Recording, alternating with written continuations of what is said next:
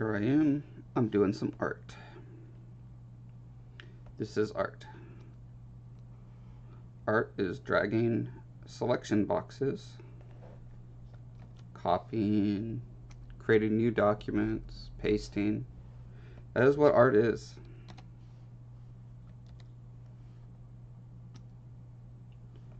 Art is remembering after you do this really cute curly hair on this little girl, rereading the description of the character and finding out that she has straight hair and braids. That is art.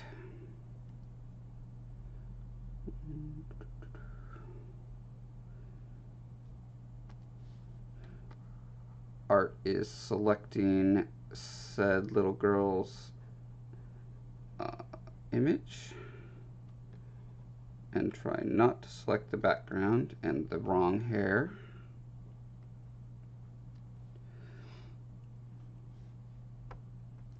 Art is making masks,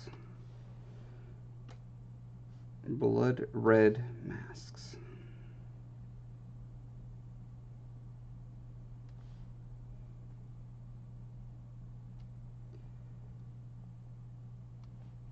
Score, hello.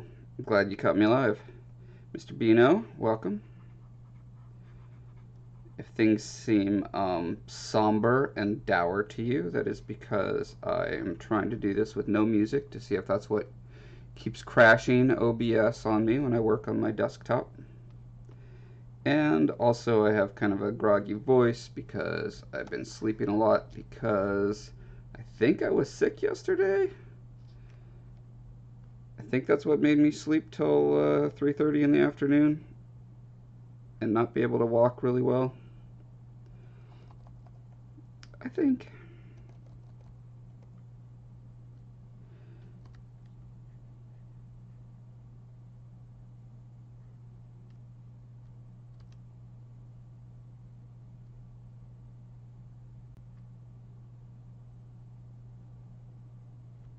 So my my energies are a little out of whack right now.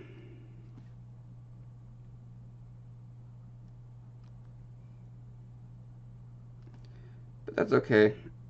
I considered not doing it today and I was like, you know, I gotta finish this book anyway. Might as well stream just in case anyone gets anything out of it. I doubt they do, but hey. It's easy to, you know, to not watch if you're not getting anything out of it.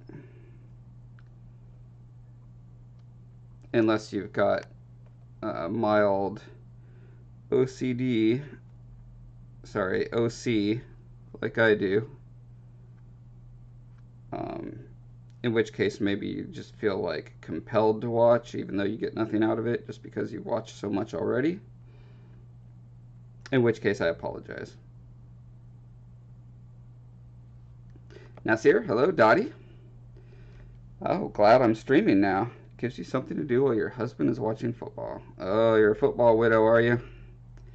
Yep. I've heard of such a thing. My wife is an art widow instead of a football widow, so you know. We all get widowed over various things. But it works out well because she has lots of friends to visit.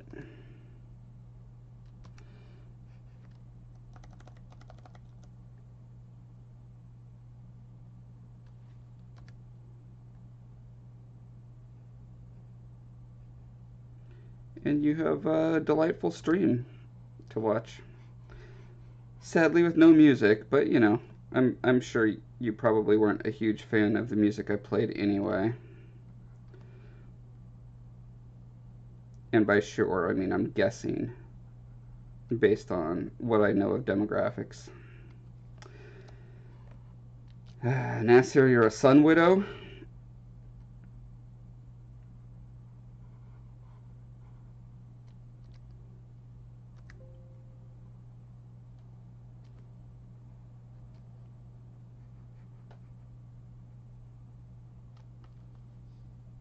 Scorv asks, any tips on how to scan without the graphite reflection messing it up?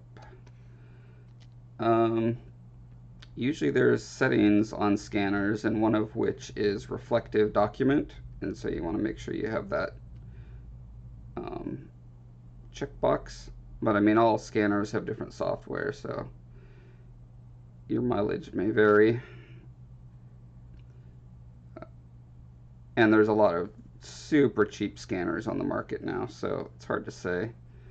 These images I took with my camera, and I didn't spend enough time making sure I got the lighting perfectly flat on them, so they're a little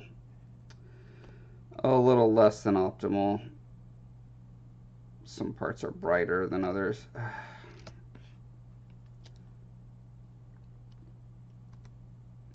There's got to be a smooth function on these brushes to make your line extra smooth, I'll bet. Because that's got to be what that funny little pink line is. I know that's what it is in ZBrush, but I have not kept up with all the features in Photoshop. I have the curse of having learned Photoshop in the mid-90s, and ever since then, everything I've learned is kind of hit or miss. You know, I never sat down and did like a serious, okay, here's everything that it currently really has nowadays.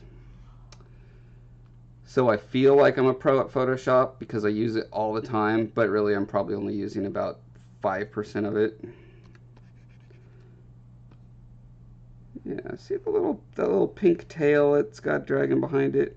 That's got to be a smoothing function, but I don't see where I would adjust that.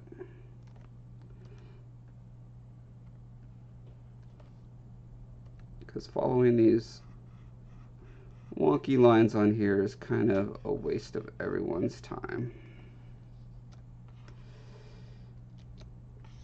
This picture is Moon Gleam, and she is a commoner little girl who becomes, well, she lives in a home that Beaumark, who is the prince of this island, is forced to live at their home part-time because he accidentally knocked over a fiery brazier and badly burned the son. And so his father wanted him to learn what life as a commoner is like, and so he grows up with this commoner family, and this is the daughter when she is pretty young. I think she's supposed to be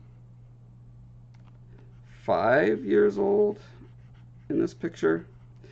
But like I've said in previous streams while doing this, it's I'm not super good at getting the age right on characters. The age, the expression, the sometimes the sex, the ethnicity. Like, there's just so many factors that all interplay in complex ways. Someday I'll have a real concept art team, and they'll do a much better job at this than me. But for now, it is up to me. Curtis Shortell, hi Curtis, says, I think that goes for everyone. I love Photoshop, but it's very redundant. Seems like there are 5 ways to do everything. Are you using a mouse or a tablet? Definitely using a tablet. No way I would try doing any kind of illustration work without a tablet. That's not true. I've tried it in the past and it's been awful.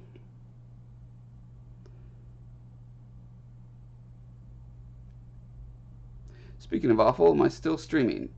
Looks like it. Yeah, the last several streams just stop randomly for me, and I was trying to think, what do I have going different than the other times I've streamed on this computer? And it occurred to me that the other times I was streaming, I had my mom on, and we didn't have any music because, there was plenty of talking. Didn't really need the music, and so now I'm trying it music less to see if that solves the crashing problem. Nasir says, Josh, any tips on when to stop when working on an artwork? I feel like I'm under hypnosis when I work on artworks. Yeah, that's a great question.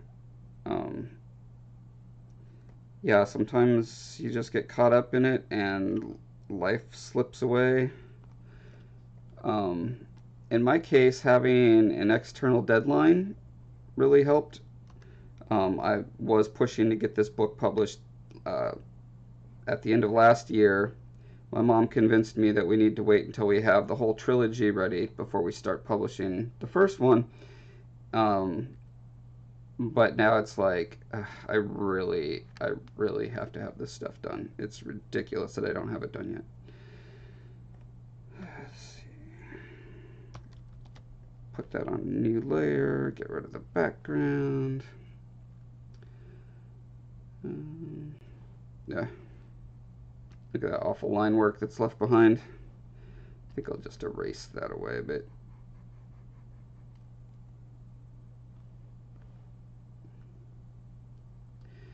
Aletha says, my roommate and I were talking about annoying crummy things that have been happening lately, and then I saw the YouTube notification. I was like, but on a happier note, Josh is live.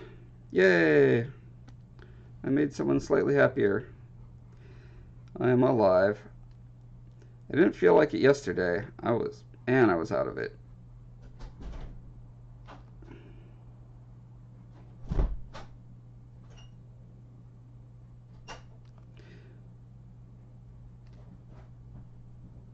Oops.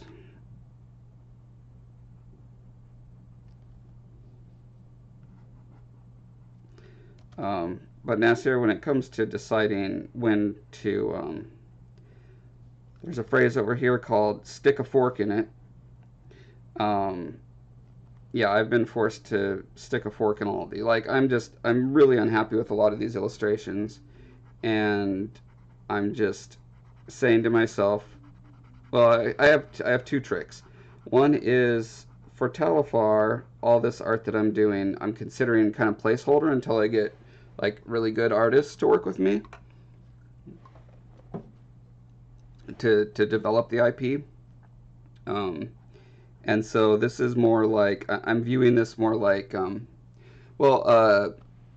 if you know the director, writer, artist Guillermo del Toro, who did things like Pan's Labyrinth, the Shape of Water, and many other movies. He does the Hellboy movies. He does a lot of the character concepts himself. He's not like a phenomenal artist, but he's good enough. I think he's probably around my level. And then they have real artists come in and take his vision and make it really spectacular. So that's kind of how I'm seeing my role. I'm glad there's some precedent for that. And so I'm okay to say, well, this isn't perfect. I could start this over, and I've done that a couple times on some of these pictures where I just had to start it over. It was so bad.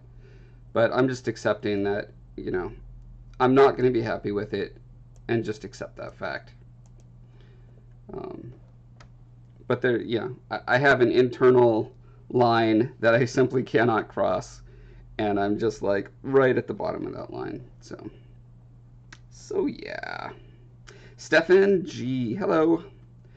Curtis says, would you say you prefer 3D or 2D mediums more? I definitely prefer sculpting.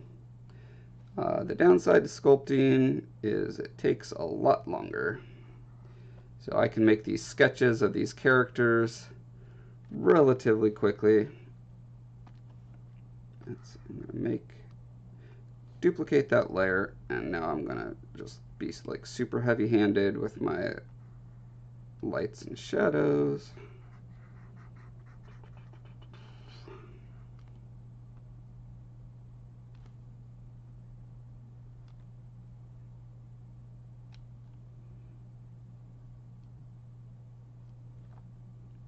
Chris, hi Chris, says, how do you decide to start your stories? Or maybe how do you decide where to start your stories? I have an idea for a story, but I have no clue how or where to start it. Speaking of art widows, my art widow just got home. Um, the the truth is that most stories do not start where the final product actually ends up starting. You end up editing, and it becomes apparent, oh, I really need to explain why this thing that happens in the story is important. And so you're forced to kind of go back and make a new first chapter. Or in the case of this series, we hired there's a word for this. There's different kinds of editors. There's like copy editors who just find all your, spelling errors and grammar errors and stuff like that, right? But then there's another kind of editor that does more of the concept, like what's landing, what's weird about these characters, what works, what doesn't, that sort of thing. Dozer, hello. And we hired one for Talifar and ended up adding, I want to say, 5 chapters to the beginning of the book, because we had to establish so much about the main character to make people care about him. A lot of books, this is especially a problem with movies, is that you have to establish why you would care about the main character, and in a movie you have so little time, it's really hard to do that. And in books it's not easy either, because you need to start early, but you also need to not be boring, right? It can't just be a bunch of exposition. So stuff needs to be happening to that character that is intrinsically interesting. So yeah, it's tricky either way. But I would say you start writing, start your story, and you'll kind of discover along the way that, oh, you need to add stuff, or maybe not. But yeah.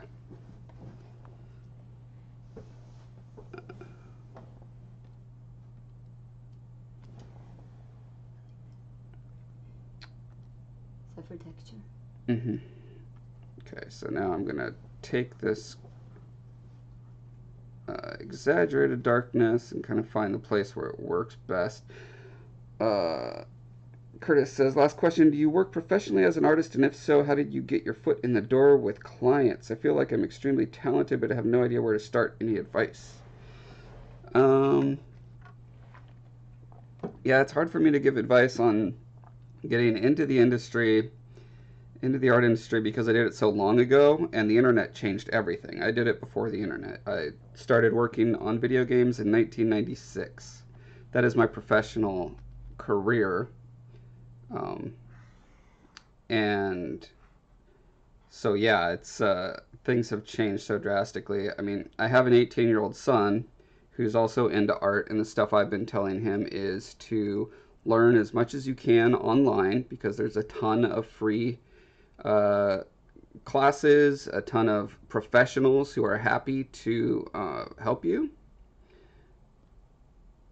What am I looking for? I'm looking for crop. Here we go. I was just doing that. There's so much free help available. It seems crazy to me for that people still spend, $100,000 or more to go to art school anymore. I mean, people do it. There's probably a good reason for it. I don't know what it is. So, okay, now I'm going to merge these two guys, make another layer for my highlights.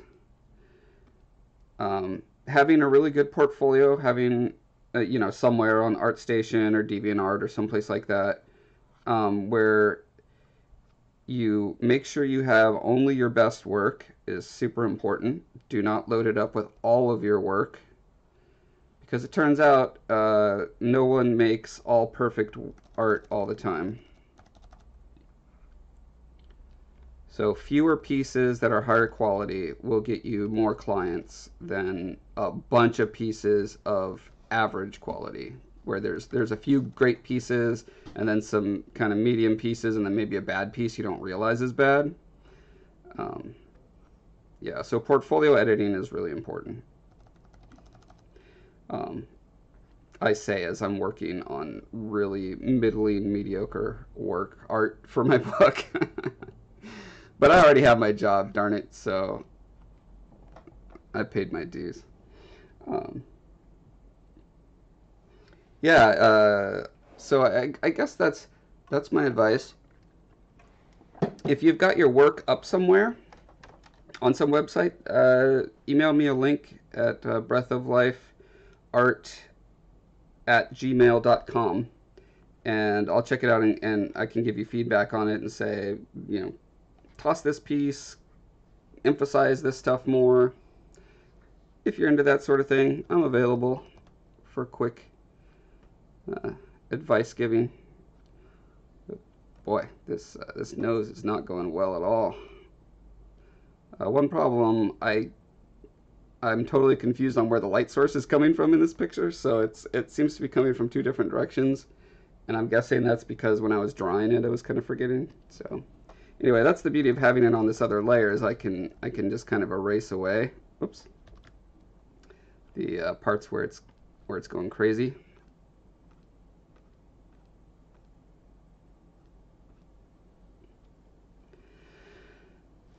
Nasir says, Josh, what do you mean by I don't like it, but I have to expect it? I feel like you and your mom have put a lot of time and effort into making this world, so you must not accept. Oh, accept it. Okay.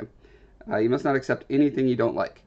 Right. So there are thresholds in life. Like, everything, literally everything in life is a series of compromises. No one has exactly what they want in every level of life. And I think coming to accept that is an important part of maturity and growth, and it keeps you from stalling. I would be completely stalled on this book series if I only let myself accept, every piece of art that I make has to make me, you know, ludicrously happy.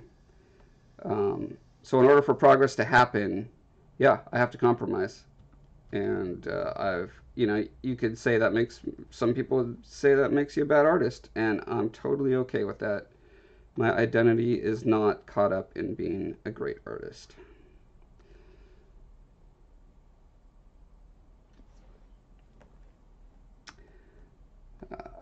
Aletha says, the first draft of a story is always going to be awful. Write it anyway and then add and delete things. Make it shiny as you go through it again and again. Exactly.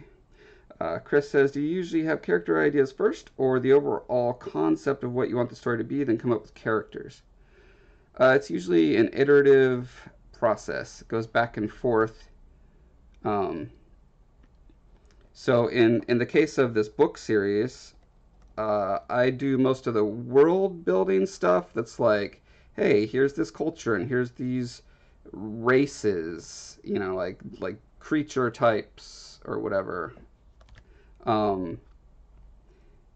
And my mom does most of the plot of the story.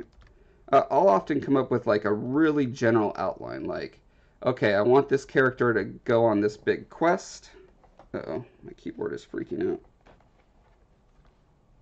I'll say I want a character to go on a quest, and because this first trilogy we're doing is all about exploring the world, so it needs to be a go out there and travel a lot kind of story. And I came up with a basic idea of like why he would have to go out, and then my mom made it a lot better because she's like a professional writer, and I'm not. And so a lot of the characters she made up, and then I end up illustrating, and then we have a lot of talk. We go back and forth about it, and come up with what I think is like the best of both of our talents. The Yellow Nintendo, hi Yellow Nintendo, says, what have you made, or what games have you made, and are you working on anything else?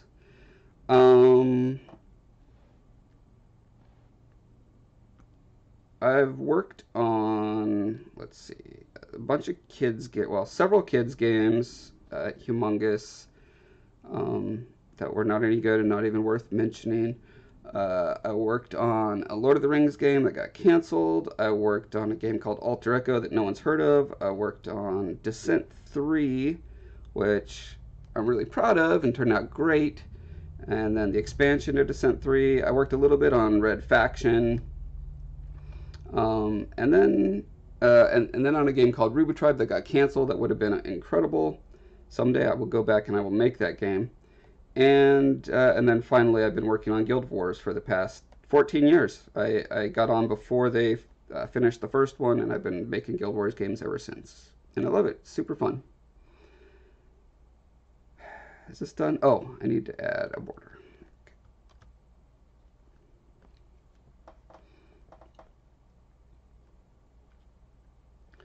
Curtis says, thank you. That at least gives me a direction to move towards. I will definitely be in touch. Cool.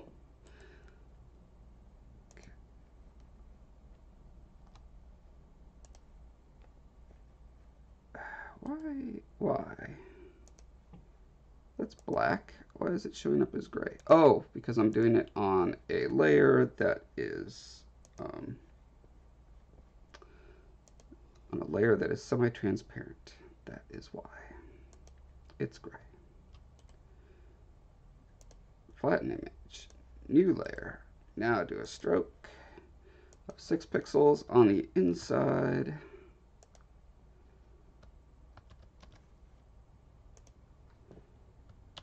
Okay, I'm pasting this noise layer over it.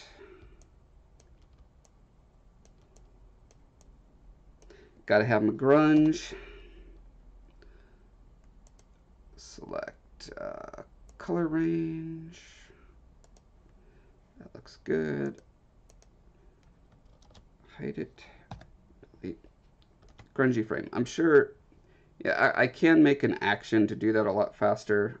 I think I will do that later.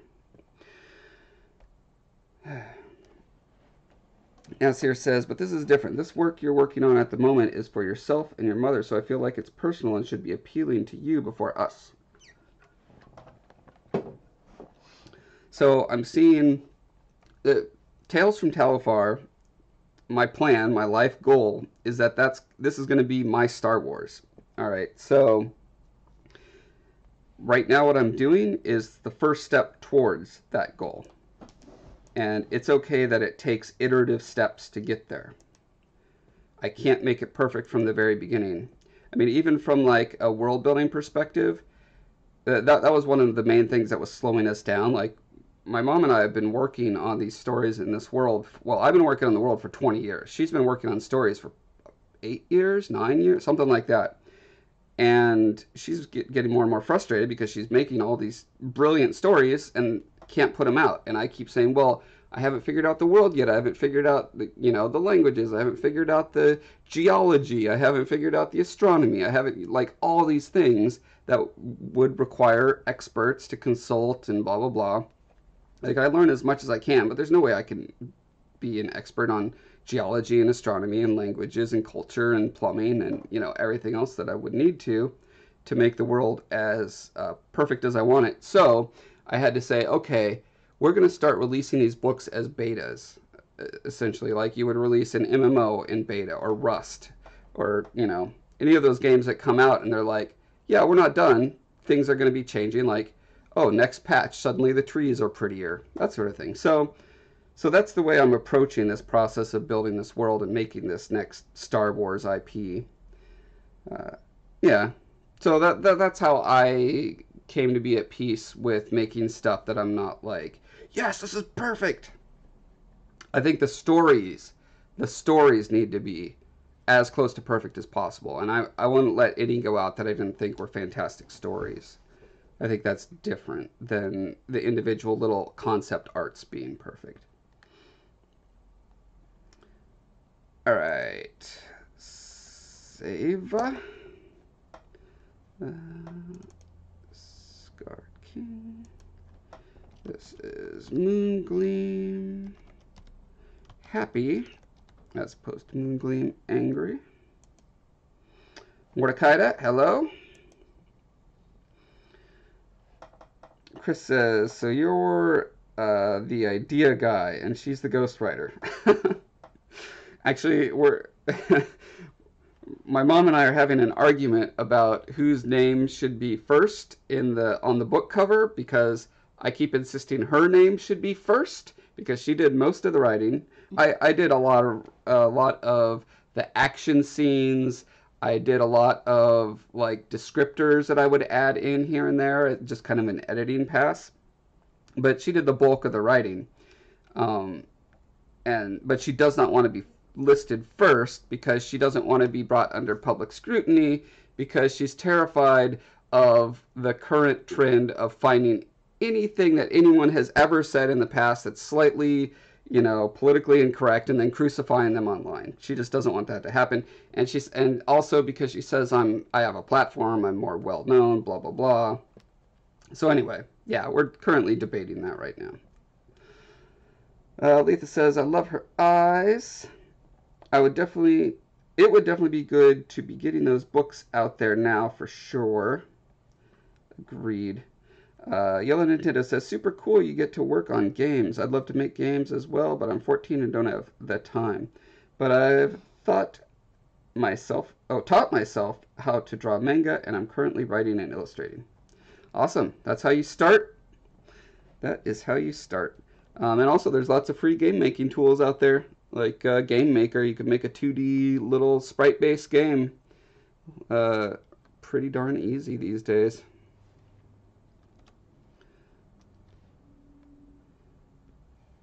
Okay, next on the docket, these two.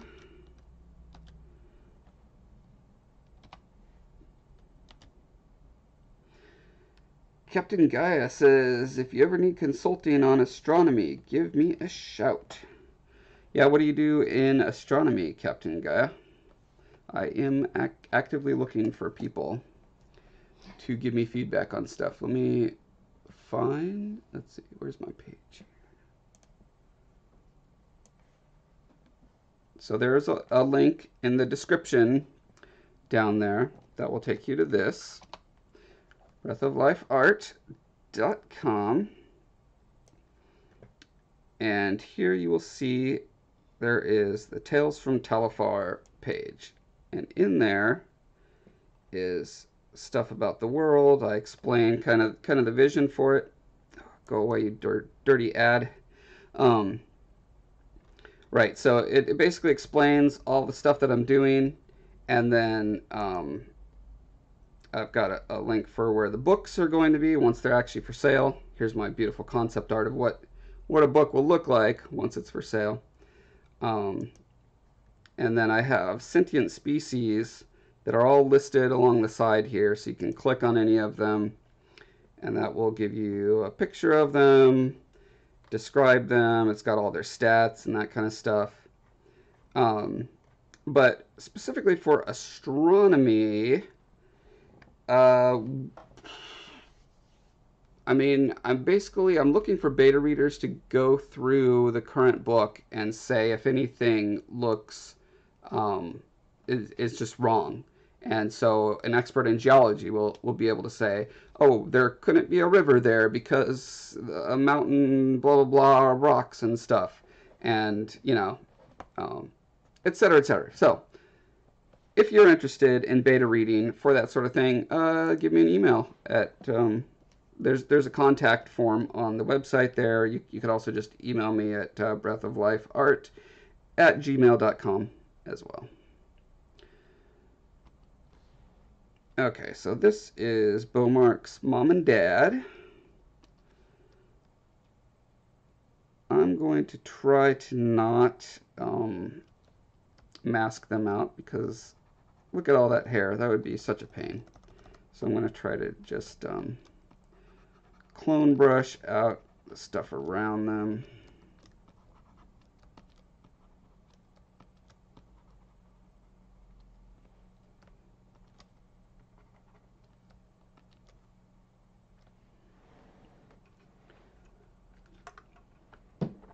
Now Sear says, yeah, I get what you mean. Concept arts can be changed later. The core of this work is the story and its major events. Exactly. Exactly. My dream for this IP is that I'm making books and TV series, whatever TV will be at the time that I'm actually producing this stuff. I'll just call it video. Because what is TV and movies and internet these days? It's all totally arbitrary. but yeah, the idea is that I would release a book, people would love it. I'd be like, great, let's make a video version of this book, and it doesn't contradict the book at all. It doesn't move events around. It doesn't, like, it can show additional stuff or not show particular things in the book, right? But nothing would actually contradict, and that's completely different than any other IP that's out there right now.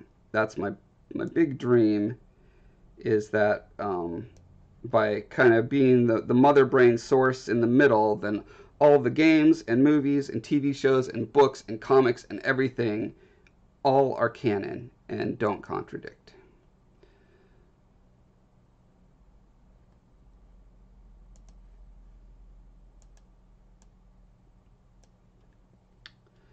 Captain Guy says, I'm currently a programmer but have a PhD in astronomy. My area of expertise is dark matter cosmology, but I have a broad background.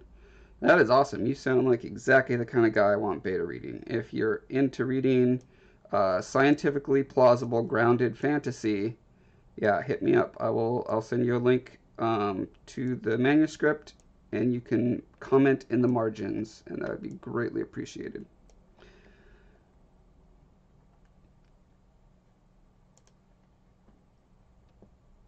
Nasir says, when I've read the draft you sent me, I pictured Beaumark's father older and covering his head with some sort of cloth.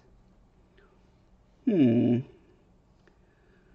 Um, so yeah, these guys, the father, I think, is in his 40s, which I don't know how old he looks to you, but I mean, I'm in my 40s. So, and the mom is probably mid to late 30s.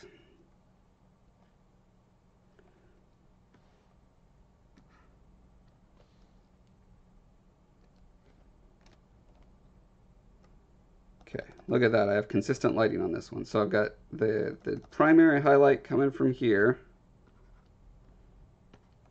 So punch that up a little bit. Then I've got a secondary light source, which I think is probably fine. I don't need to punch that up. The shadows are probably pretty good too, but this will help separate the face from the background a bit.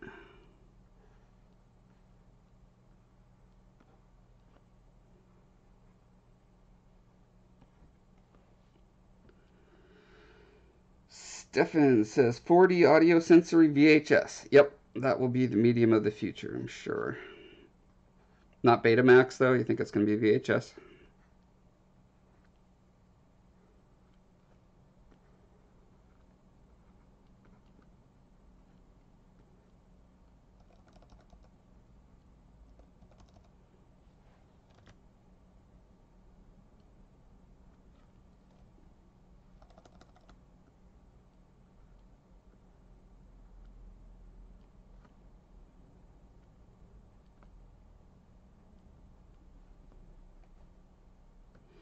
Nasir says you have a PhD in anxiety. Oh, cool. Yeah, that's a common theme among artists. Don't let it get you down. Have you ever thought about just not being anxious? Why don't you try that?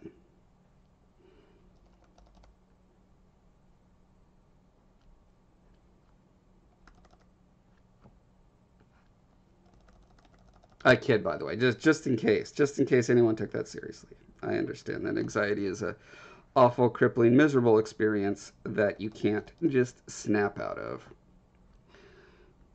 For the record, I realize some people actually literally say just snap out of it or whatever. So I was being satirical. That's why your mom doesn't want to have the first name. Yeah. Betamax is for those Martian weirdos, huh? Okay. The Mars colony that Elon Musk has started. That will probably be a thing by the time I have traction with this series. We'll see. Okay, so this is looking pretty awful right now, but I'm going to turn this down considerably. Yeah. Okay, so that's bringing just a little bit of depth to it. I'm going to erase this area where it's Getting the background messed up. So flatten that, make another layer. Now I can go in and try to be a little more deft with my work. Whoops, that's not going to work. There we go. Yellow Nintendo says, will you be picking up the Shadow of the Colossus remake coming out this February? Well, you better believe it.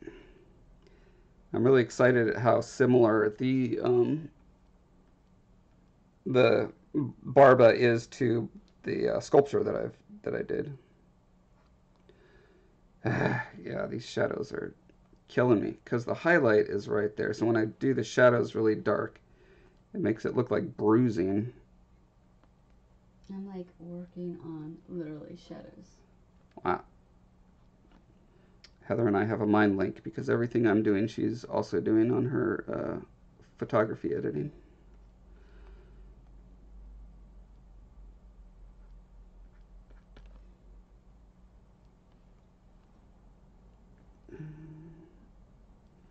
Definitely like hitting around the eyes with the darkness. Helps them pop. Eyeliner, man. I love it. Everyone should wear eyeliner. Makes eyes awesome.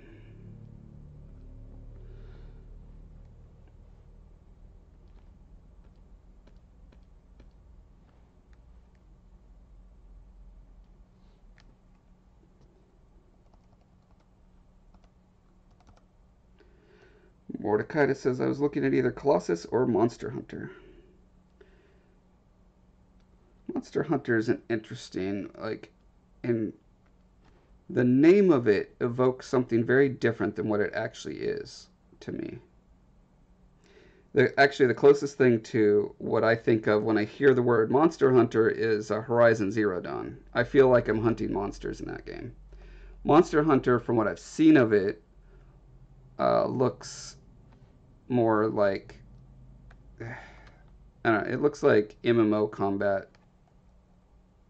I mean, you move around more, but it's not like stealthily lying in wait and setting traps and like learning. I guess there's learning patterns. I don't know. Something about it just doesn't make me happy. But I'm glad other people like it. But Shadow of Colossus, that is a classic.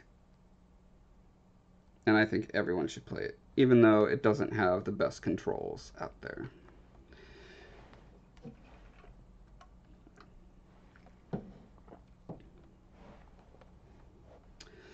Letha says, everyone should wear eyeliner and have purple hair. That's right. I'm sorry I let you down with my lack of purple hair. I've had very red hair before, but never had purple.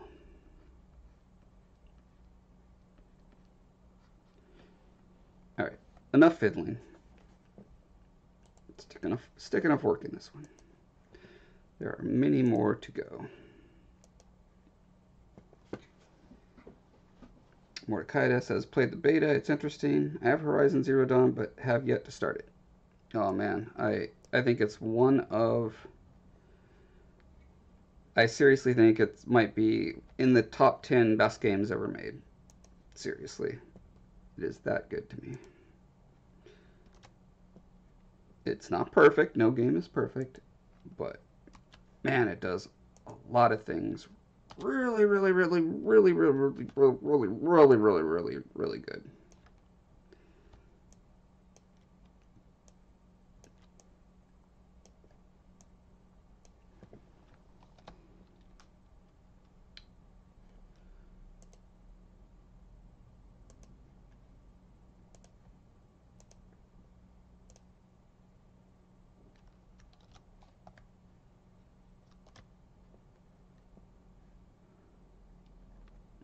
Nasir says, I used to play Monster Hunter on my DS. Huh. Is it a 3D game on your DS?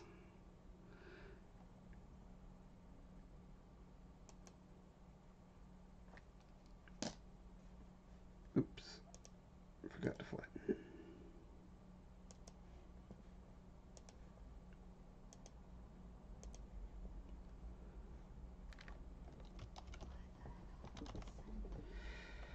Father and mother.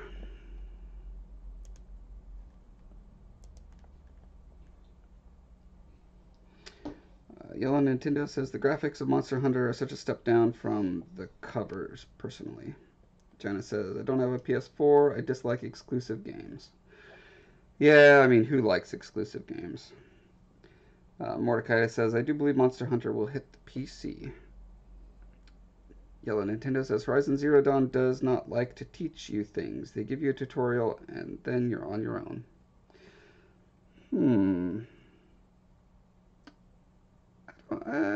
I guess it depends on how you define teach you things. Now suddenly I'm feeling like I need to pop the highlights just a tad more. Not that much.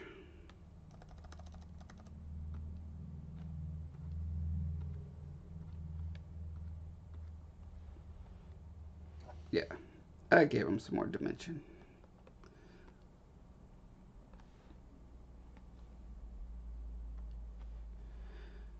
Okay. Last characters on this page. Yeah, you can see when I photographed it, the page is, not perfectly aligned. So there's kind of some weirdness going on here. I could twist and distort it, but that would affect the resolution. So I'm just going to go with this for now.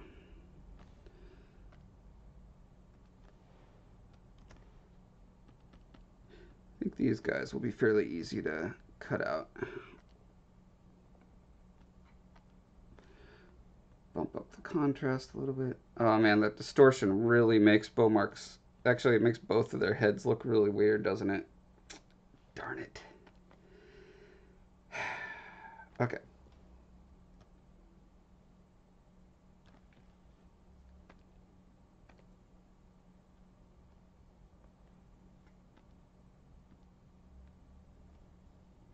Rakita says, I've been occupying my time with Guild Wars and Final Fantasy 15. I keep thinking about playing 15. And then I keep remembering what a time suck JRPGs are. And thinking of all the things I hope to accomplish with my life. Okay, so I'm going to copy this. Okay, so I've got just this. Now if I transform it, not that way. If I transform skew, I think is what I want. Okay. Helps a little bit. It makes their heads not quite as weird shaped. They're still kind of like wide.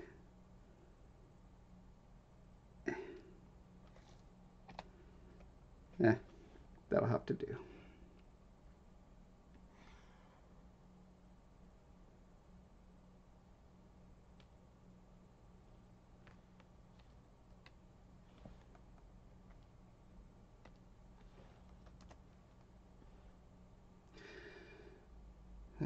Try to correct it with the perspective tool.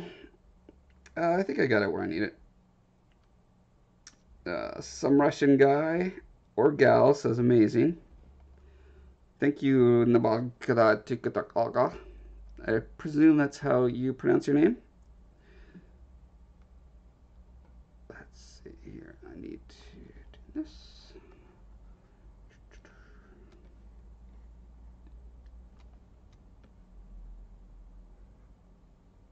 Oops.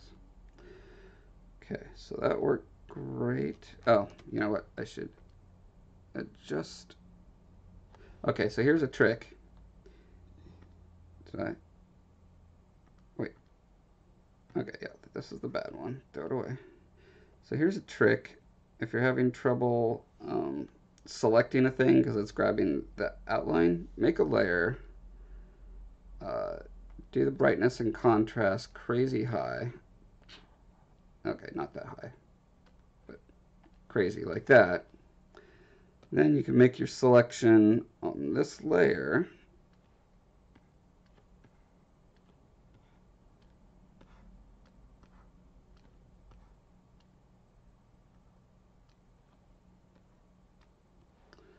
There we go. And then go down and you actually use it on the less crazy layer. That is my tip of the day. Yellow Nintendo says, sorry, I have to go. I need to make food for my little sister. Thanks for the great streams. And by the way, your drawings are great and you're really inspiring. Thank you, Yellow Nintendo. And thank you for making food for your little sister. Nasir says, Josh, why scars make characters more bad butt? I'm trying to keep this PG. I tend to like their characters with some sort of damage on their body. Yeah, I mean, scars are just a great shortcut for just visually saying this person has seen some stuff, right? They've been through some life.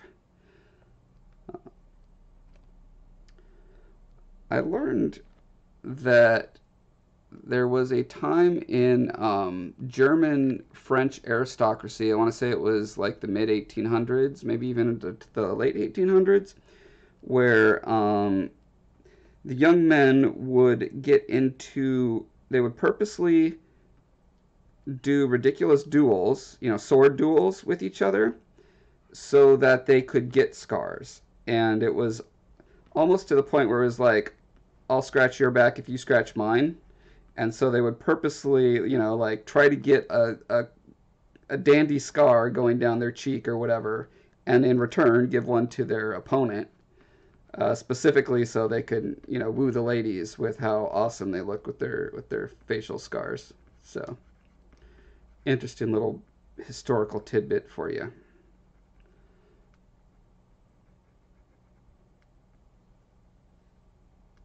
Yeah, one of the obnoxious tropes that storytelling in most mediums still do is they will make the bad guy scarred or disfigured in some way as a shorthand to let you know that this person is, damaged goods or whatever.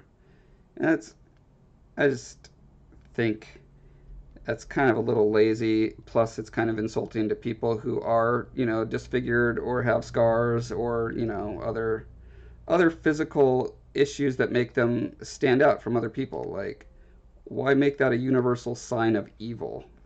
That's kind of barbaric and medieval, don't you think?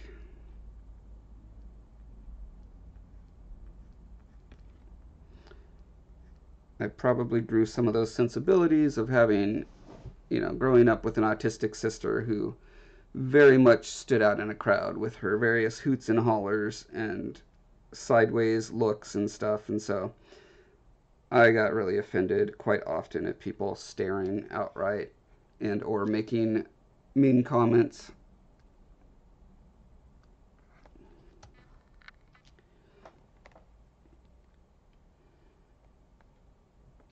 Bulgarian guy says, I wish I was as good as you. Your work is amazing and inspiring. Also, I'm from Bulgaria, not Russia.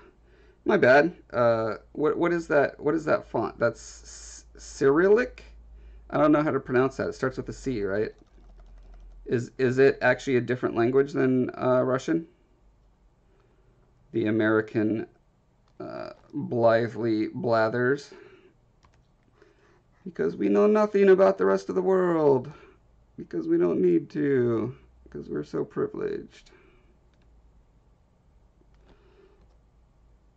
But I do like to learn these things. I have a friend from uh, crap, now I can't remember. So there's a country right on the northwestern edge of the Black Sea that is not Russia, but is on the border of Russia. And he grew up speaking Russian and knowing Russian. So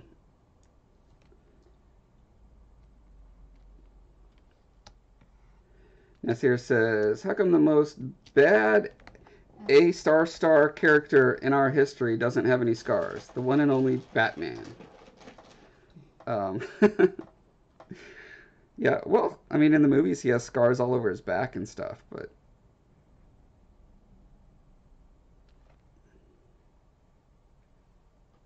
But yeah, Batman certainly should have lots of scars. I agree.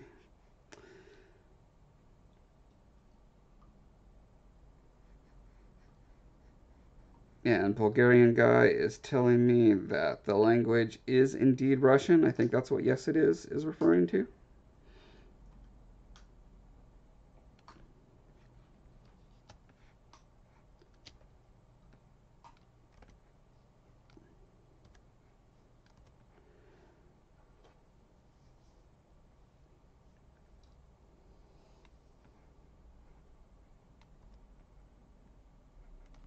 All right. So here we have Beaumark as a kid. This is the protagonist of the story as a child, and his best friend. So Beaumark's a prince. His best friend is a commoner, but you can see he's got this burn scar all over his face and neck and shoulder, and that's from when they were playing a game and Beaumark tripped over the fire thing and caused the burning oil to spill onto this kid. And then his father made him go and live with the kid and his family to learn commoner values. And that's really important in to Beaumark's character.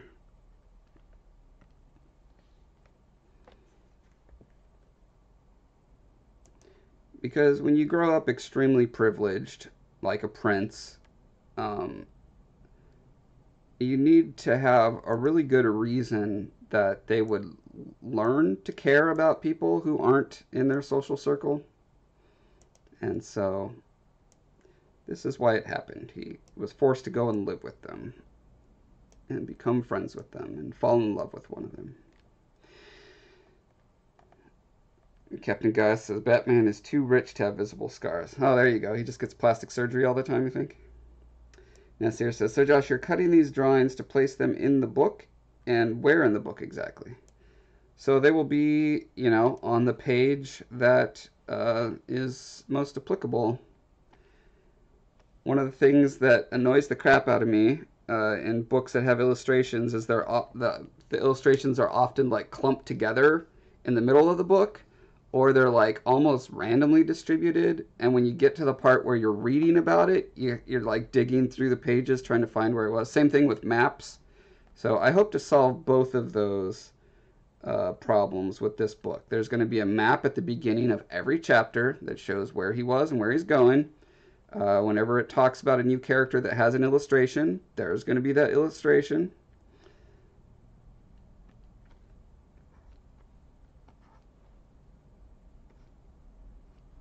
I think it's especially important because this is going to be an ebook as well, um, for ebooks to be able to have that illustration close at hand. Although honestly, I have yet to actually read an ebook. I need to do that so I know what the experience is like before I start planning out exactly how it should be.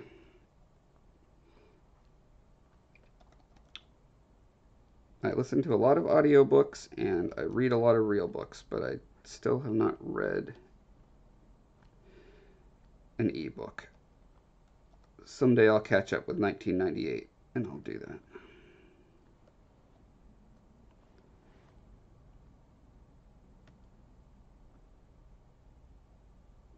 Stefan says, what makes food hot and surfers cry? A microwave. How does a microwave make a surfer cry? Hey, I just noticed the Small waves. micro. Oh, Heather got it. I did not. Small waves, microwaves. Wow, I don't know if that's right though. that's absolutely right. Oh. Good job, Stefan. You stumped me and proved that my wife is smarter than me. Let's It's a see. pun. Bulgarian says Bulgarian is different from the Russian language. Also, Bulgaria is located in Europe. It's a really old country. By the way, this is a masterpiece. Oh, well, thank you. Yeah, aren't all countries really old countries? I guess what you're saying is like Bulgaria was its own like whatever medieval place before Russia consolidated into the massive bear that it became.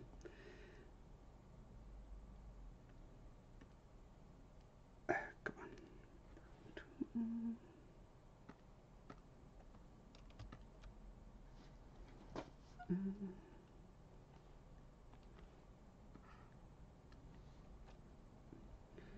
So in this case, because the light in my studio while I was photographing the book wasn't even, the side of this guy's head is like lit up.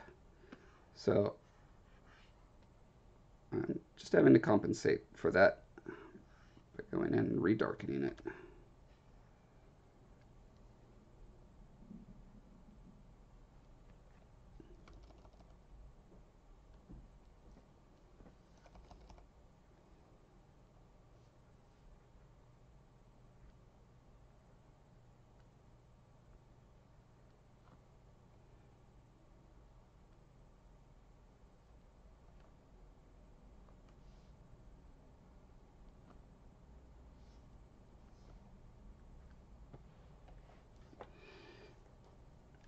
Stefan says, sorry, I really like bad jokes.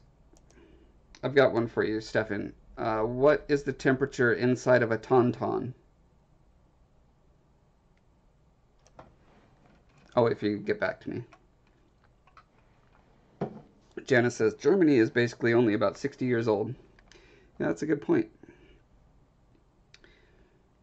Thanks to Bismarck.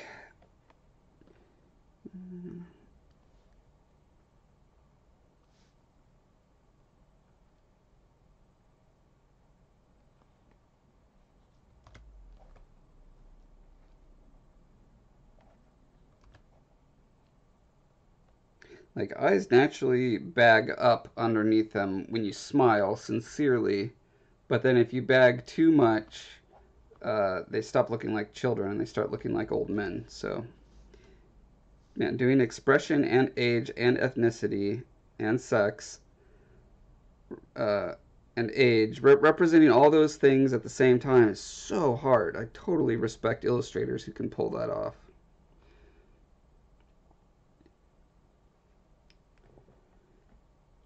Nasir says, can you make Tiny Skola holding the page numbers? I like that idea, except for having to manually insert an illustration on every single page. I don't think that's practical. Dragon Rosser says, I love that he has to learn to be all noble and generous instead of a typical prince who is just naturally like that. Yes.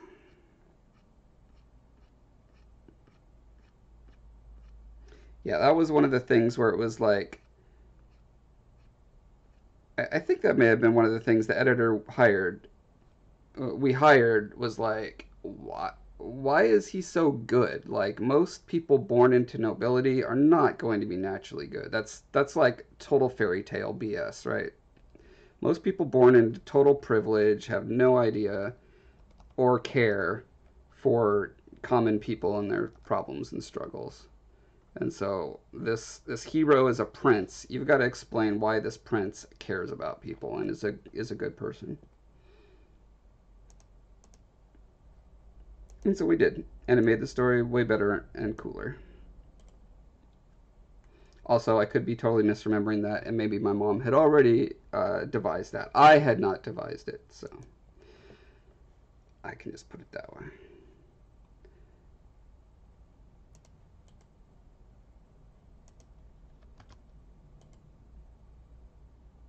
Oops, gotta do a new layer.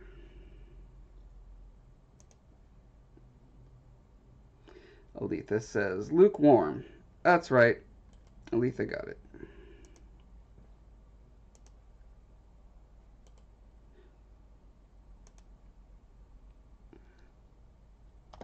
7 pixels. Okay.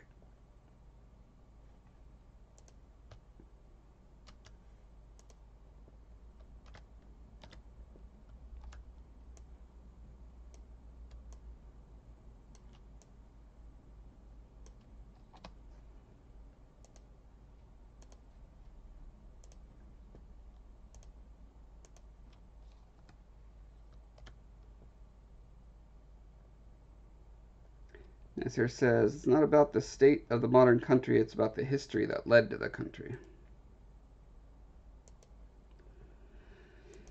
Yep, every country, well, every geographical location, whatever, has I'm sure it has like really awesome things about the people who live there and also really terrible things because I mean any culture that's still alive is that way because of horrible Darwinian, tribe on tribe conflict where they kept wiping out the other ones or, taking over and merging with them, which generally means, rape.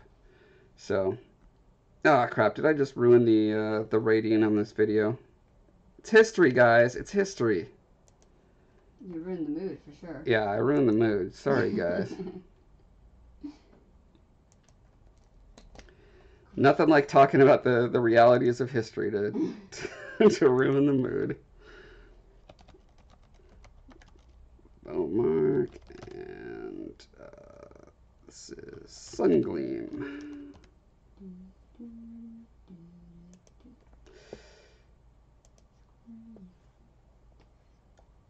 Alrighty. I think I've got time for one more. Let's see, what do we got left as far as raw pages?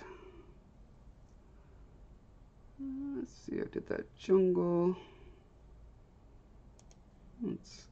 Let's do our closing illustration.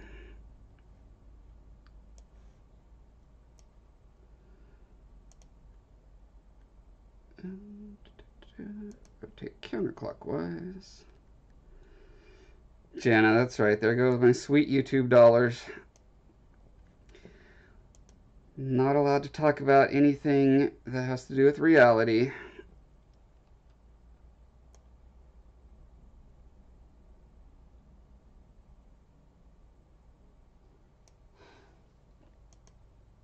Oh, this is not the end illustration. My bad. This is right when he sets off. Trying to wave to Aletha.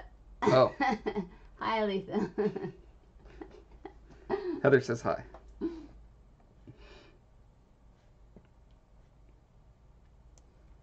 This stream is just going off the rails now.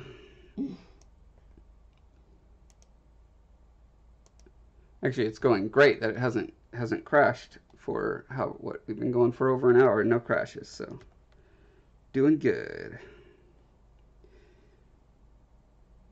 Nasir says, "Yeah, look at dinosaurs. They went extinct because they were nice." Yep, that is exactly why they went extinct. Okay, so here's a problem.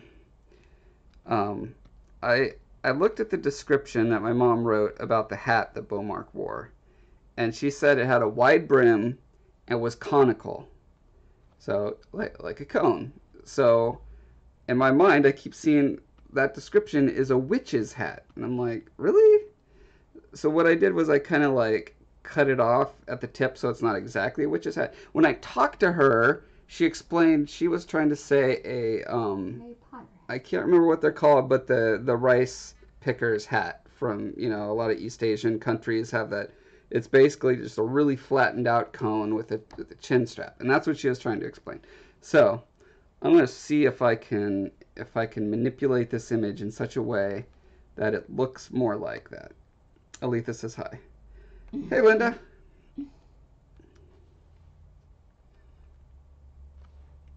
Okay. So the problem is if I just go and start painting on here, it's going to have a totally different texture than the rest of the image. But what I might be able to do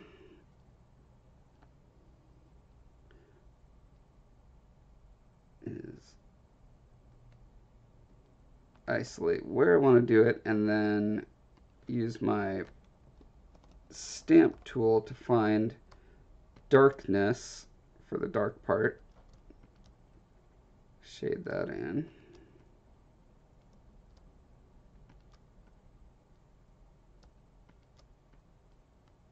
And then just grab like a medium area over here. Oh, that's pretty light. Here's a more medium area.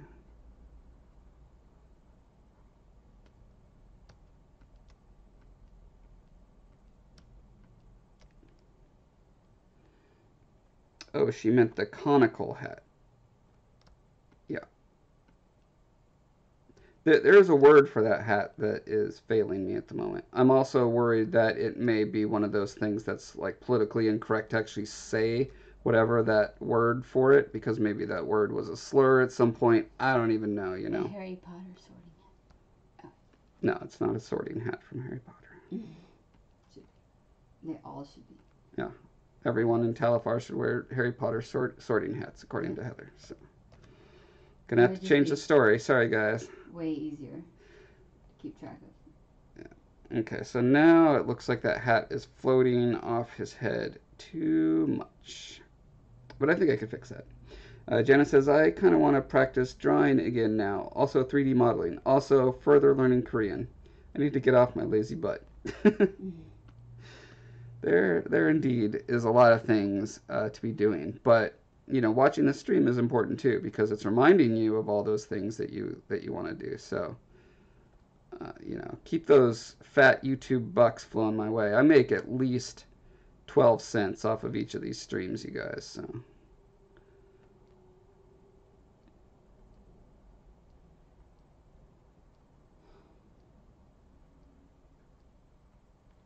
Okay, so I'm just going to grab this hat, copy it, make it its own layer. Now I can put this hat wherever I want. It could go on as or. How cool is that? Or I could put this hat on the bird, and now the bird has a cool rice picking hat. Or on the very top of the ship. Okay, anyway.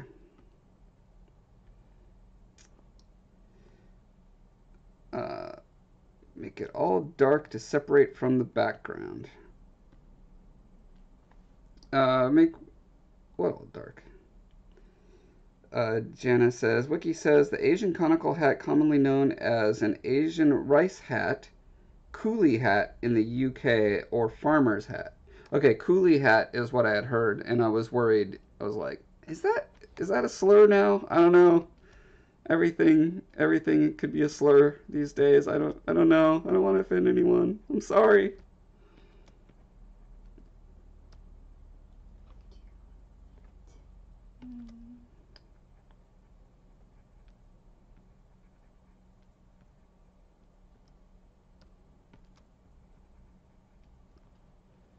Okay.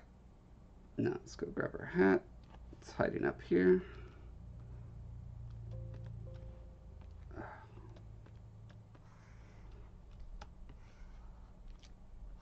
It's a good thing I put it up there for safekeeping. Bulgarian says I'm a very handsome man. You know, it's honestly it's just the eyeliner, which on a guy it's guy liner. So get it straight. But thank you. You know, I try. I do my hair and I brush my teeth. So I'm glad that comes across. Okay, let's see. Does this? Yeah, that looks right. That looks like it will both protect him from the rain and stay on his head. Two very important things for a hat such as that. Letha says, hats everywhere. Mordecai says, maybe the boat can have a hat too. Good point. I mean, yeah, why not put a hat everywhere? Letha says, I'm offended that you put the hat on the bird. Birds don't wear hats, they wear socks. Oh, man. Yeah, I'm just stepping in it left and right now. Maybe you should have a tiny rope holding the hat in place. Yeah, I feel like... Yeah, he definitely should. That kind of hat absolutely requires some kind of fastening device. Let's see what happens if I do... Where'd my brush go? Here we go. What happens if I do this? Grab. Oops. No, I don't want Windows. I want to grab this.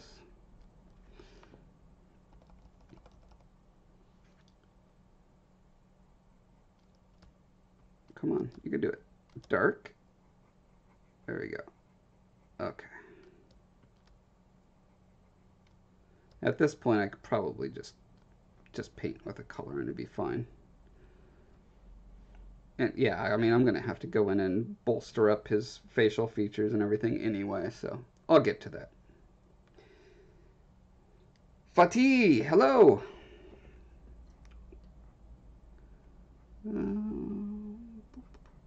Okay, I think I am ready to start. Flatten image. There we go. Let's pump up the jam on this guy.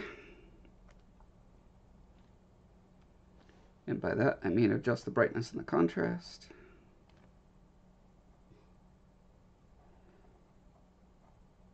Perfect.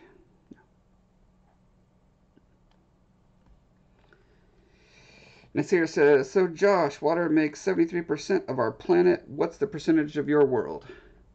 All right, Nasir, here's the grim reality when I started researching all this stuff for world building. Change any percent of anything on Earth and everything dies. And nothing can be the way it is now. That's what I learned, and it's super obnoxious. I'm trying my best to get away with multiple moons, one main moon, and then maybe a couple smaller ones.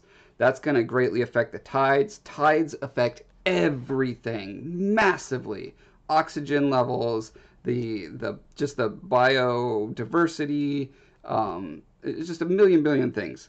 So I'm having to pretty much posit that Talifar is almost identical to Earth, which is disappointing. Like initially when I started world building, I was like, oh, it'd be great if like gravity was like 30% less, so that people could like jump and the mountains could be like crazy tall and spiky and like all these things.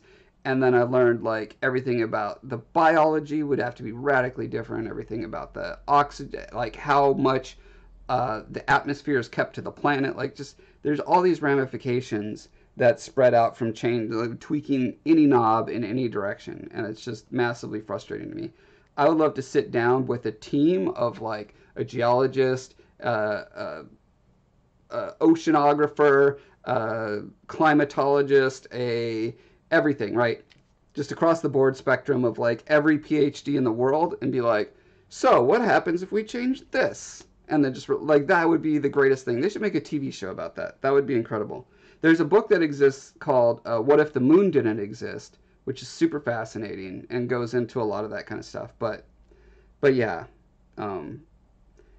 Telefar is going to be pretty much Earth, because I don't have the resources to like, because I'm committed to having it be scientifically plausible, and as a result that just grounds things so much in that regard. So fortunately what most people care about is characters and their relationships and their actions, not like what the gravity is. So I can be quite the character. yes. Nasser says, Josh, do you have a P.O. box? Want to send you some stuff. Let me. I can just paste an address for you. Yeah. Anyone who wants to send me anything can just send it there. Because, you know, if it's a bomb, then it'll just blow up my office and not my house. P.S. Please don't send me bombs. That is not permission to send me bombs. I'm kind of torn on this. So I really like the contrast in the water when I bump the contrast way up. Like, that looks really pretty and reflective-y and stuff. Actually, I was going to say, but the downside is, and now I'm actually not seeing any downside. I think it looks good that way.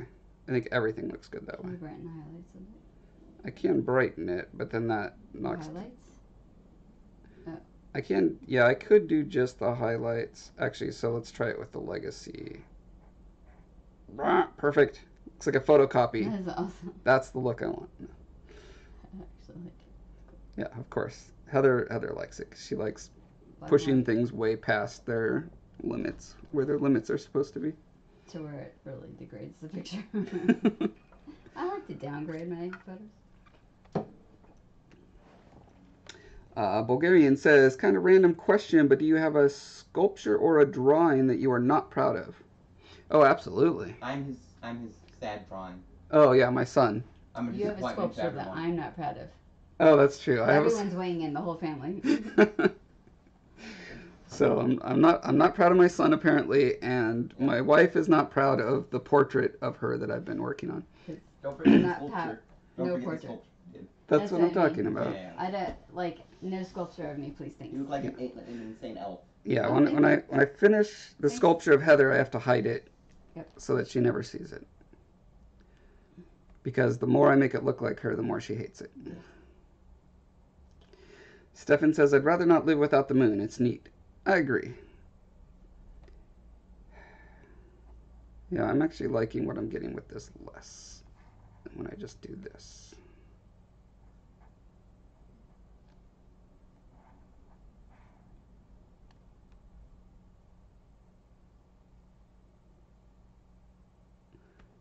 I can go in and hit some of the highlights manually, I think. Get me what I need.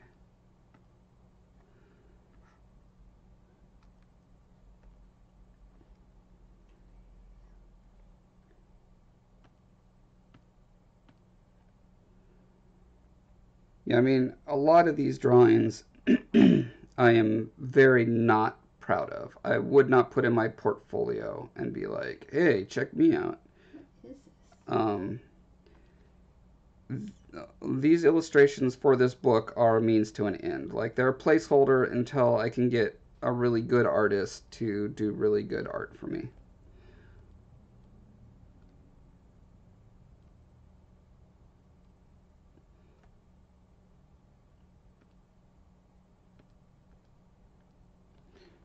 Selecting that so that I can brighten him up without accidentally brightening up the water behind him. I want him to stand out a little bit.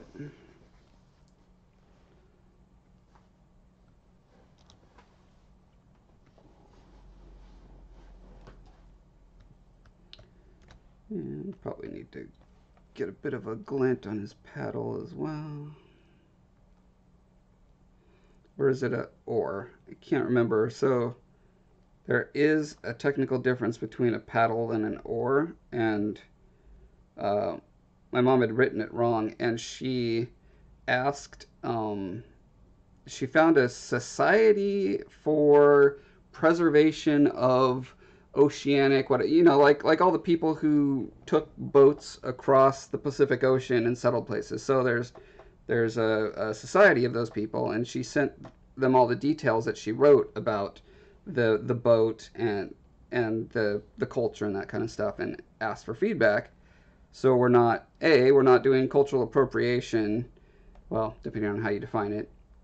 According to some people, if you write anything other than a biography, you're doing cultural appropriation. But we're trying our best not to do that, and to pick up little details such as, oh, that's not actually called an oar, it's called a paddle, or vice versa.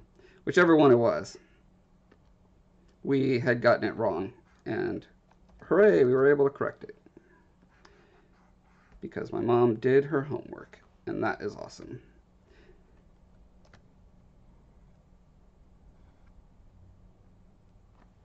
So this is his little pet monkey. You can't see it all, and that's totally fine. I like having little Easter eggs hidden in my art. So if you look really close at those 12 pixels, you'll be like, hey, is that Snatch Fast? It is.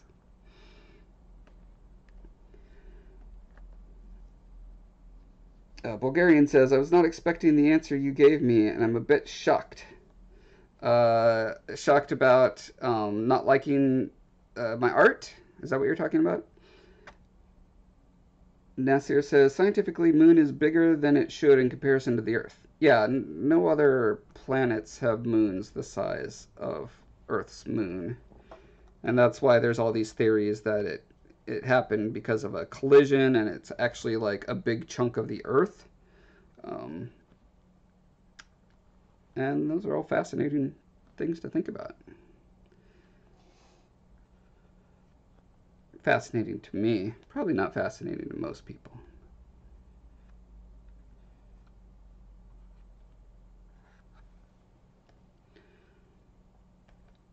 Dragon Roster says, but I think these are amazing and have beautiful detail. I've seen worse in books. Well, thank you. Yeah. Some of them I like. I like this piece. I would maybe put this piece in a portfolio, but many of the others I would not. Okay, I want to get like the suggestion of a sun kind of breaking through those clouds a little bit. And then I want to do, that would mean you get a little reflection of the sun and highlights on the water. That's pretty.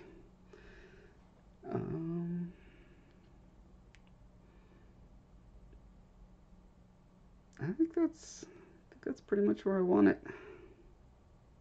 Oh, actually, I'm going to go in and bump up the darkness on his homeland back here. Oh, that's too much.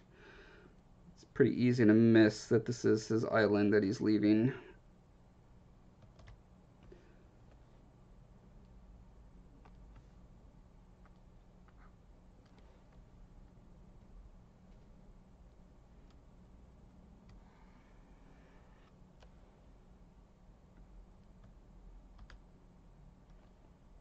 Yeah, that's good. Stefan says, this scene at night or during the day, or is there a storm approaching? Janice says, day, I didn't notice until you zoomed in. Talking about the monkey.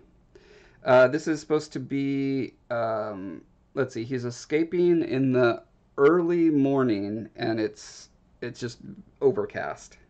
Well, he escaped like before dawn, but he's since sailed, I don't know, however many miles it is to where your home island is just, you know, a little speck on the horizon. So I figure it's like around 10 or 11 a.m. at this point. Captain Guy says, actually, there are 4 other satellites that are bigger than the moon, but they orbit gas giants, so they don't really matter. Right. I meant terrestrial planets. Nasir says, this drawing reminds me of the movie The Life of Pi. That's cool. I'm glad to evoke such a cool movie.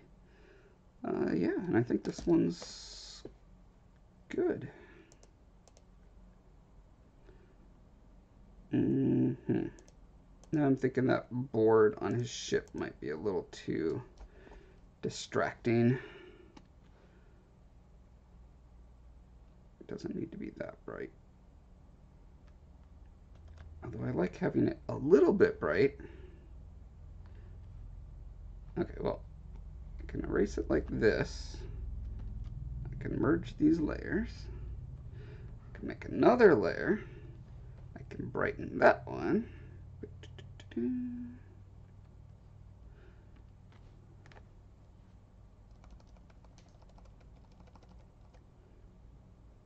Brighten just the right amount. Although I want it brightened on this side more than the other. Okay. Now I'm happy. Finally, I'm happy. Stefan says, I see. I think the grayscale clouds are making me think it's darker than it actually is. Yeah, I definitely wanted to give it a kind of a moody look, but since it's daytime, it can't be like, you know, night dark moody. So I thought overcast was a good place to put that. It should be reflective of his mood as he's leaving the only place he's ever known. And he's forced to go off on this quest that seems absolutely impossible, and he has no idea how he's going to do it.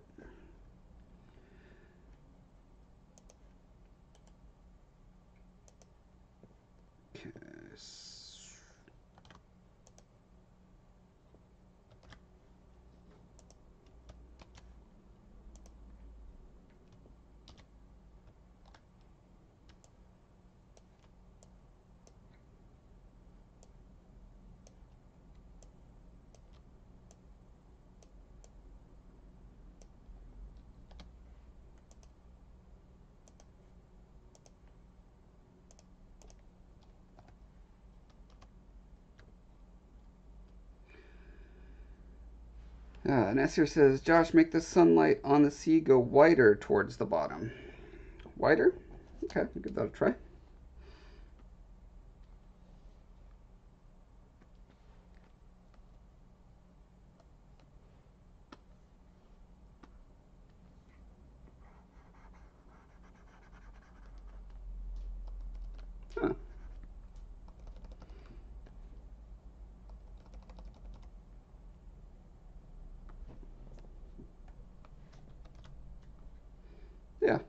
right. Good call. Nasir is now my art director. Stefan says, quest, that's absolutely impossible and he has no idea how to do it. Is he trying to properly manage his time? Yep, that is his quest. Figure out how to manage your time. I just noticed something when I hit that.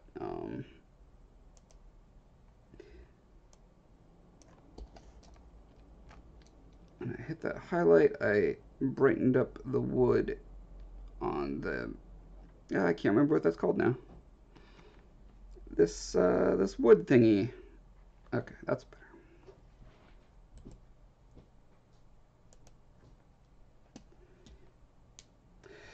On that note, I need to catch some sleep. Good night, guys. Good night, Stefan. Thanks for stopping by.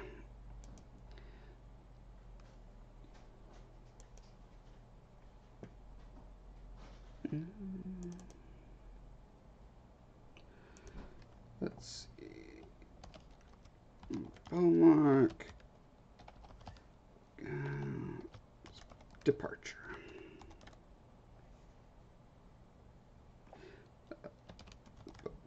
Just in case I have trouble finding the file later. It's good to have as many keywords in the name as possible.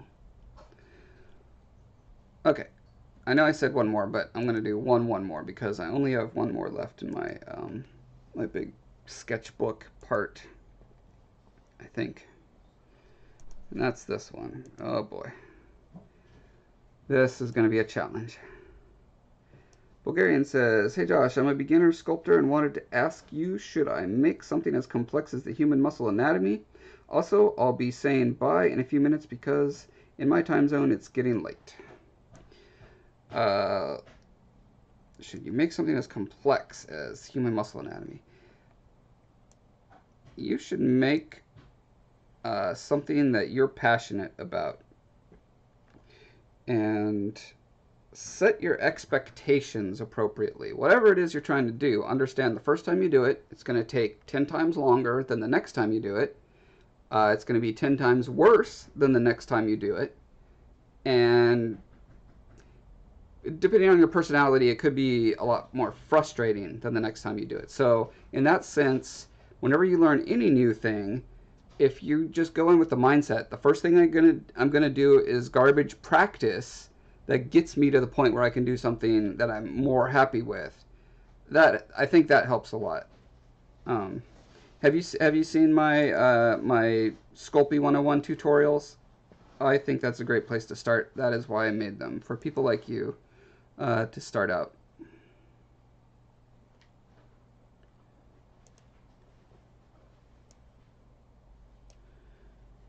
Okay, so this image is also a little bit skewed, but everything in it is skewed, so it really doesn't bother me.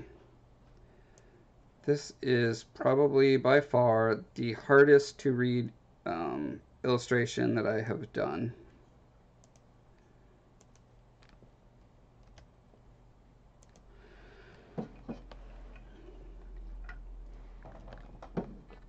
And also, thanks for stopping by, and get some rest.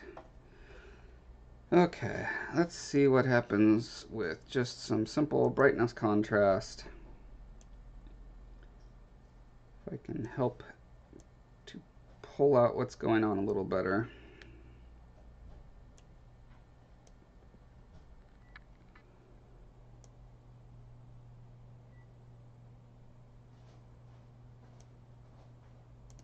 I'm going to try the legacy mode.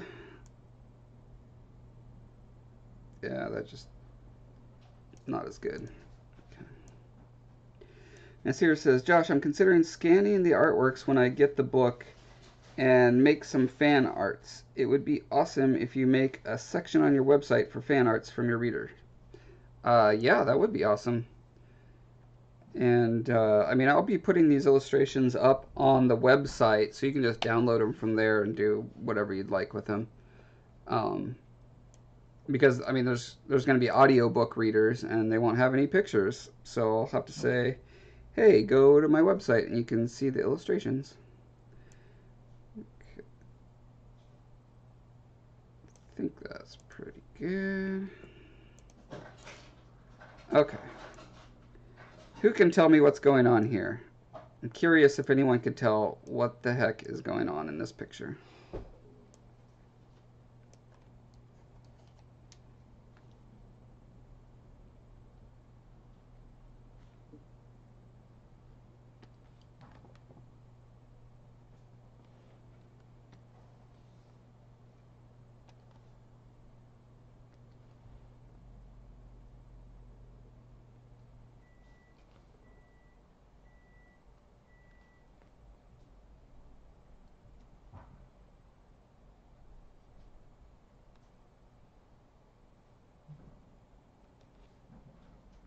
Oops.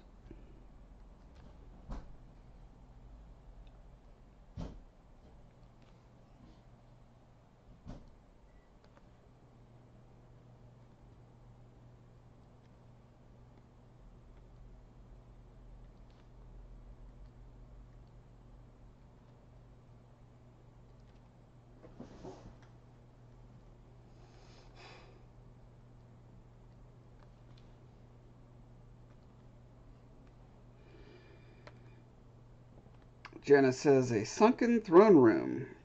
Hey, first try. Congratulations. And Sear says Beaumark is diving deep to get some lost treasure. Or a map.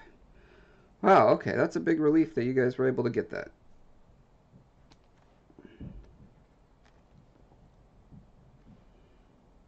I was afraid it was just way too, come on, soft. Select. Thank you. I was afraid Beaumark would be way too hard to see, and he's in such a kind of weird, unnatural pose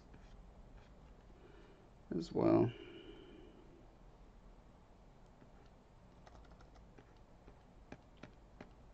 Just out of curiosity, what was it that gave away that it's underwater?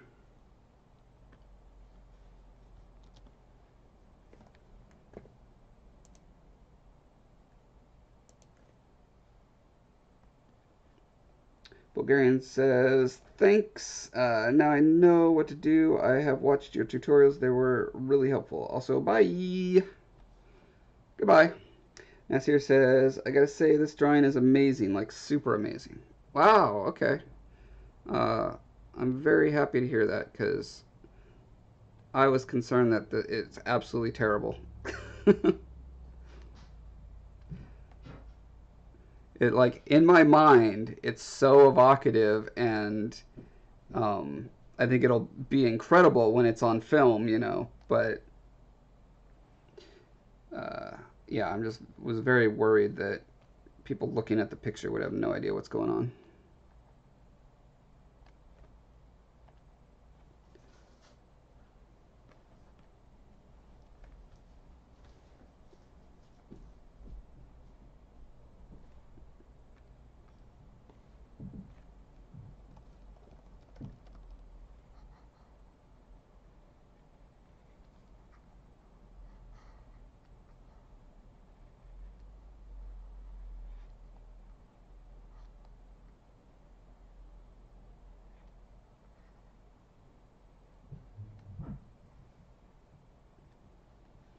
Janice says, for me, the light shafts plus the flowing plants. Okay. Nasir says the sunlights and the position of Beaumark. Also how the edges are curved on the right. Cool.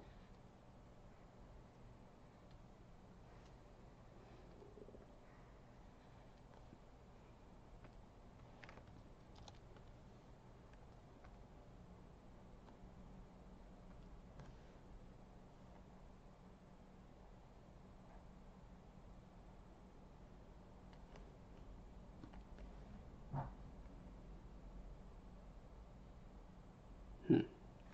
This one shaft of light being so thin and so bright, I think is creating an artificial focal point, or a focal point that I don't want to be there.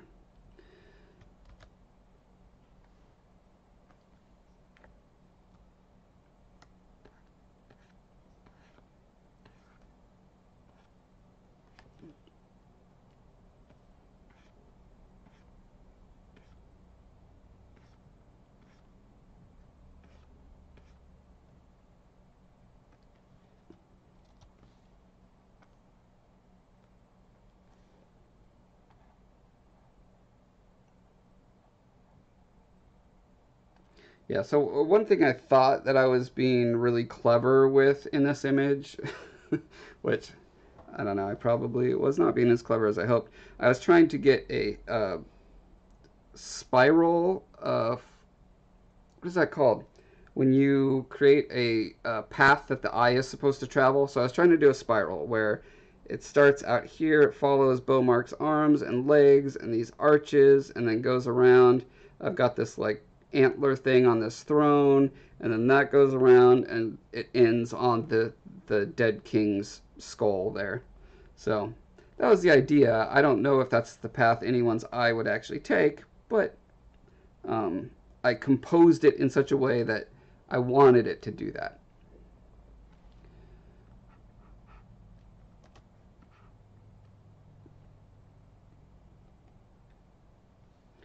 Janice says, I also really, really like it. His left arm seems a bit long, though. Um, yeah, this was really. I, it feels long. The reason it feels long, is because his clavicle goes down here, so his shoulder is actually. Oops. Actually, yeah, I'll just do this. So he's got his skull here, his neck bone goes down there, then he's got his clavicles that go up here. So here's his shoulder joint on this side, here's his shoulder joint on that side. And so, yeah, because I felt that way too, and I kept like drawing it and trying to figure out why is it not working? Um, and to this day, I still don't know. So that's one of those things again where I get a professional illustrator, they'll make it look right. In the meantime, this will do.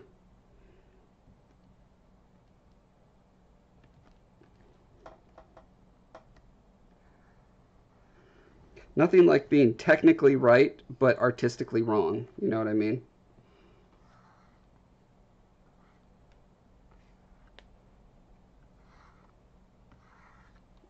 Give this a little natural vignetting.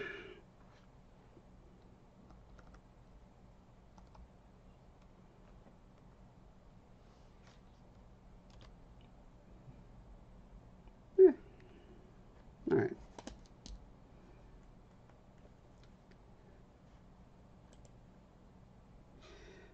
Nasir asks, how long did it take you to draw this one? Yeah, I never have no idea. I never have no idea? Wow. Um, I ain't got none that there darn idea.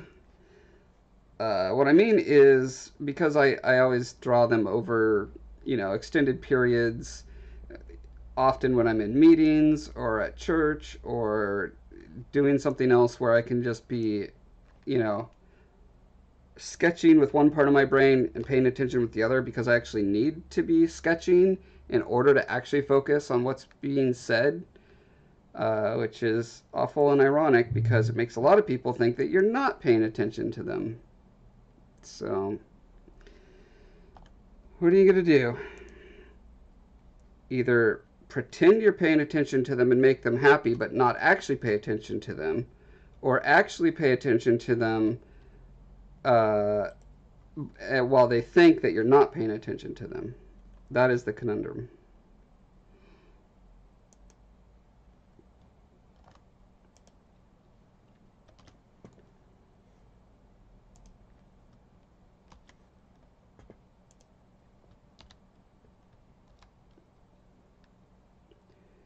Con Man 920. Oh man, I'm not going to trust you, Con Man.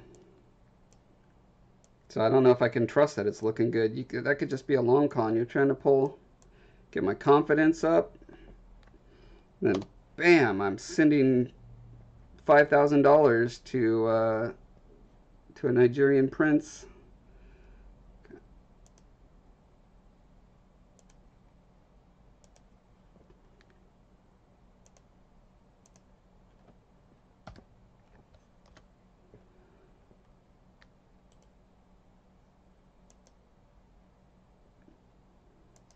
Jenna says, I think the issue is from the foot. It looks like his backside is facing upwards, but from what you described, his shoulder blades are facing downwards while the body itself doesn't seem to be bent. Ah, okay, right. So he's twisting laterally while, yeah.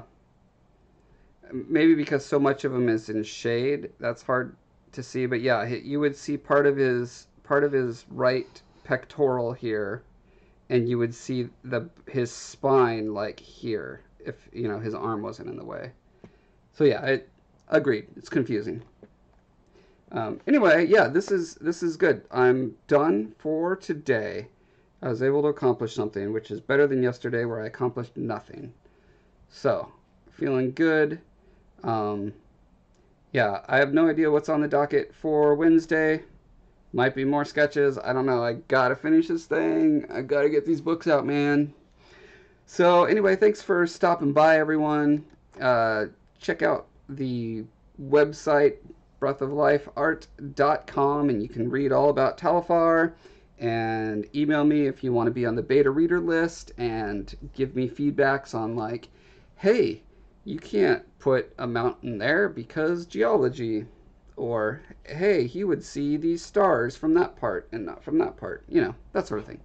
It's cool. I'm looking for all of that kind of stuff. Anyway, yeah, so that'll be good. And yay for accomplishing stuff. That's right, Jana.